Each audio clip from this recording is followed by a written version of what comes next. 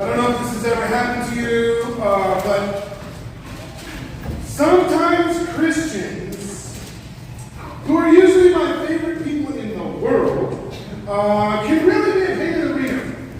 I mean, sometimes. While I look back, I was hanging out with a group of Christian friends, socially, and one of our guests in our group was a non-believer.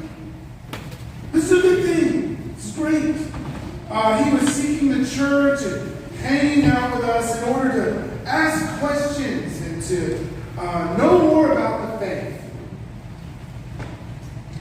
One of our favorite people in the group decided to get real specific about what you have to believe in order to be a true Christian. This was not the time. I wanted to say something like, dude, what are you doing? This is not how you talk to baby Christians or people who are just getting introduced to the faith. Don't be an idiot. I didn't say that. But I wanted to say that. Maybe I should have. I don't know. Have you been in this situation? It's an uncomfortable situation where some know-it-all believer has to grandstand all that they know, lay out all the heavy doctrines first. Oh, it can be a very unpleasant experience. I can tell you it didn't go over well. Our friend was uncomfortable and embarrassed, and he never hung out with our church group again. Shocking! Shocking. I wish this was a rare occurrence, but I have to tell you, over my 55 years, I've seen it happen a lot.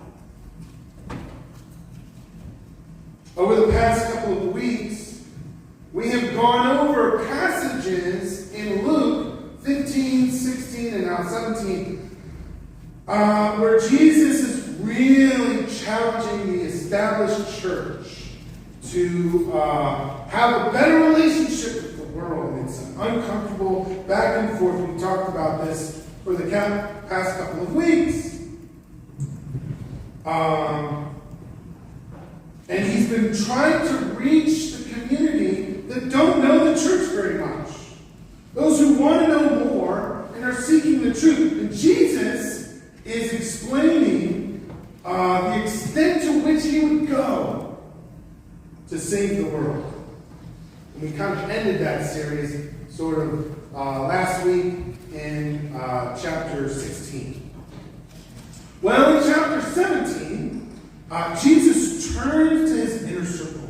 He turns to his small group. He turns to his disciples and says, temptation to sin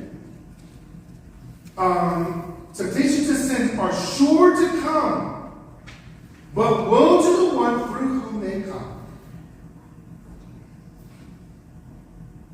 Are we talking about like general temptation? Like just anything? Like, is this just a whole different subject?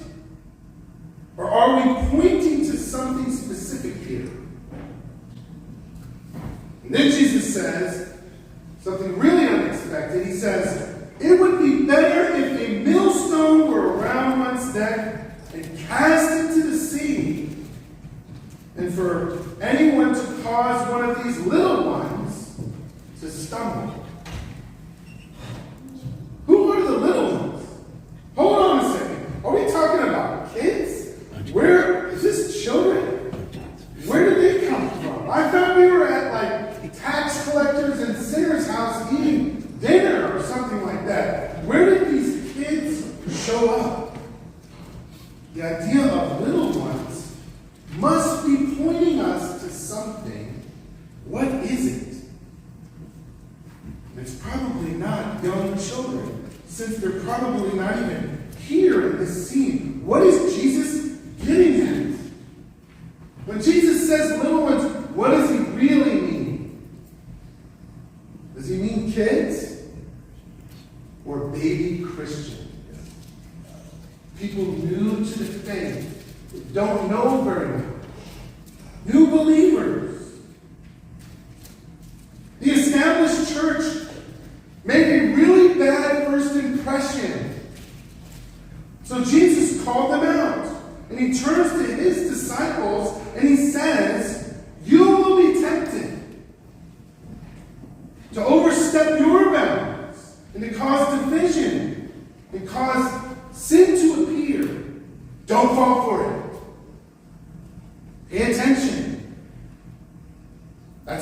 by woe, right? He's saying, wake up, be aware.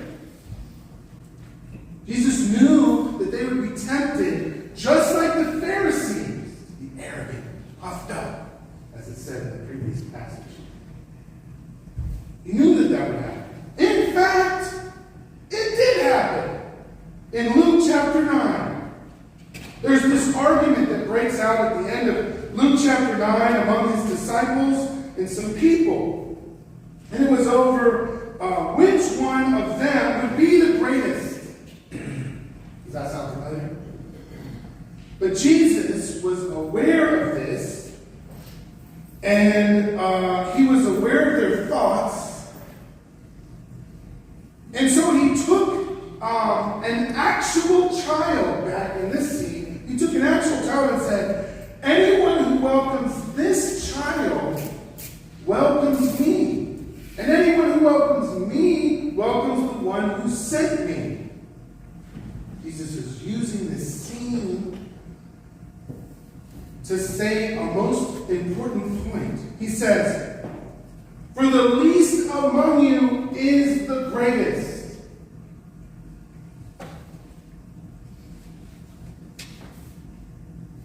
Do we Christians actually believe this? That the least among us is the greatest? Our least attender, our lowest giver, our least volunteer, our least knowledgeable in the faith, parishioner, they are of high priority. The least is the greatest. So then in the very next line, the disciples say, hey Jesus, we saw someone cast out demons in your name. Oh, they were doing it all wrong. So we tried to shut them down. And what did Jesus say? He says, don't do that. Whoever is not against us is for us. Do we, the church, really believe that? Whoever is not against us is for us? Don't get into arguments. Don't cause division. Don't think you know it all. Don't think you have it all together. This is kind of what's being taught here. Being arrogant or puffed up about our faith is a bad look. Try not to blow your relationship with your mission field on the first day. I wish that was a bumper sticker that every Christian had on the back of their car. Try not to blow your relationship with your mission field on the first day. Jesus wants the church to show unlimited grace. He says, if someone sins and repents, you forgive them. If they sin 7 times in one day and repent 7 times in one day, then forgive them. And the disciples, they just give up. Right? They give up. They say, this is beyond what we're capable of. This is where you get the increase our faith. Right? They're saying it like it's like faith is a bottle of Gatorade or something, right? Where we don't have the spiritual electrolytes. Lord, please send them down, right? Jesus says you don't need much faith. To operate in the Christian church, you don't need much faith. The smallest amount of faith goes a long way. With the smallest amount of faith, you can see great things happen in people's lives. You're willing to believe. Like a massive tree with roots that come in and out of the ground. This is the mulberry tree. If you look it up on the way home, go to the Google Images and you'll see it's a really kind of looks like a Halloween type tree. It comes in and out of the ground. It's kind of a tree, a big tree. You can see its roots. It's kind of dramatic. With a small amount of faith, you'll see that tree uprooted and moved over there. I have to tell you, in my 20 years of ministry, I will have to say I have seen the toughest and strongest holds on people completely uprooted and transformed by the gospel.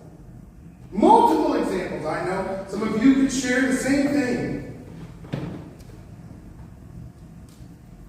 Many of us who witness these things, we say something like, faith moves mountains. I've heard that line many, many times in my career. Can you believe it, Pastor? God is really working in that person's life. I would have never thought. Jesus, at the end of this section, has an invitation for us to participate in the mission. It's kind of confusing, and it threw me off too as I read sort of the last little section of this gospel passage with the kind of out in the fields thing. I was like, wait a minute, what is actually happening here? This is the servant versus the served part of the ending. Faith isn't a power energy drink. It's not like Gatorade. Jesus is encouraging us to get involved, participate. Don't stand around waiting for something to happen. Be a part of the mission. People who have trouble forgiving those type of sins have never spent any time with people who struggle with those type of sins. It's tempting to point the finger at those who are over there, far away from my situation. That's not what God wants. It's an entirely different matter to roll up your sleeves, to be a servant in the mission field, get connected with people's lives that are seeking the gospel. That's what Jesus did. That's what the disciples did. They heard the same words 2,000 years ago that you heard this morning, and their response was mission.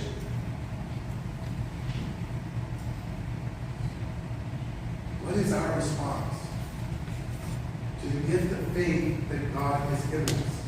We talk about our faith, we think about our faith, but what is our response?